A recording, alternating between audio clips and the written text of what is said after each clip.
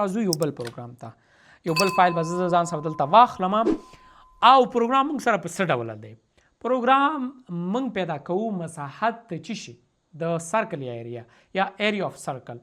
نو زه به دا کمبایلر پلیټ کوډ چې کوم دی دا به زه هم دې ځای نه کاپي کوم او دلته به پیسټ کوم زه به دلته یو کرلی بریکټ واخلم صحیح شوه نو زه خو هسې نه مین لاجیک چې دی موږ په مین کې لیکو او پاس کر تاسو مایل چې اوس لپاره اګنور کړئ ښه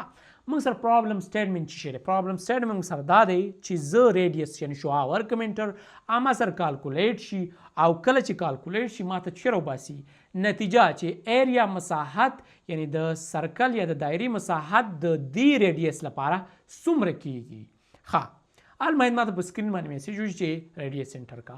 بیا باید کالکولیشن وشي او بیا ماته نتیجه ښکاره کړي چې ستا دومره نتیجه کیږي اوس ایریا اف سرکل هغه فرمول چې شی دی فرمول موږ سره په دې ډول دی چې زه پای یعنی د پای چې کوم قیمت دی ضرب د دا شعاع مربع یعنی ریډیس سکویر ضرب د څه شی ضرب د پای ا کانسټنټ د پای قیمت موږ سره څه دی 3.1415 دا ډېر اوږد عادت دی بیخي اوسه پورې یو بسته دومره کتاب ما وګتلو تر هغې پورې د دې اخرنی حد نه معلوم نو موږ د فار د سیک اف دس اگزامپل موږ یو 2-3 ډیجټ سیک استعمالو ښه تر ټولو مخکې به زه څه وکړم زه به ولیکم سی آوټ زه به ولیکم انټر چې ریډیس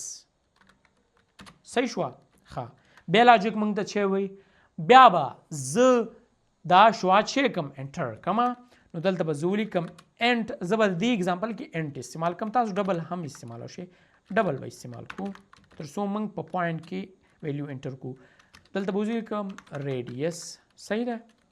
ها ریډیس مې ولیکله دې ویریبل ته به زه د کیبورډ له لارې چې وکم انپوټ ورکم د کیبورډ لپاره زه به ولیکم سی ان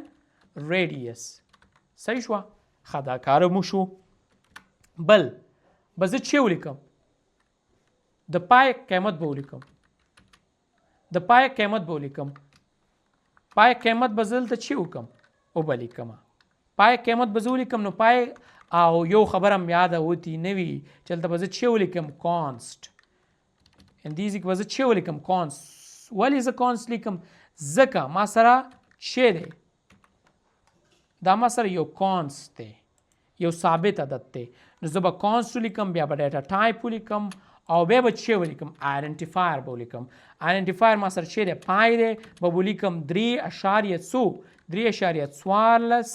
او بیا 15 ښه دا کار ما سره وشو بیا به زه خپل مین لاجیک چې کوم دی د کوم په ذریعه چې د مساحت د ایریا کالکولیټ کیږي هغه به زه ولیکم نو زه به دلته ولیکم یو ویریبل به جوړ کړم بیا د ډبل په نوم باندې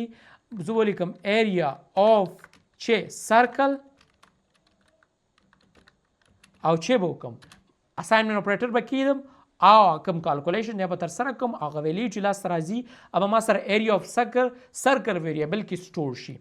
نو زه به ولیکم چې ریډیس زه به ولیکم پای ملټیپلای یعنی ضربې زه به یو 2 قوس واخلم او دلته به زه ولیکم ریډیس ضرب دیم توان دی که نه توان همدا ریډیس ضربې سکویر دی یعنی مربع ده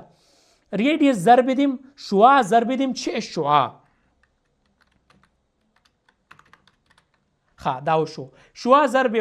شعاع به په شعاع کې ضرب شي بیا به پای سره ضرب شي د پای چې کوم قیمت دی او بیا به په ایریا اف سرکل کې څه شي سټور شي ښه چې دا کار کله وشو زه به سیمیکالن کیدم زه به ولیکم دلته یو میسج به زه پرنټ کم په سکرین باندې او زه به ولیکم چې ایریا اف سرکل for the given radius is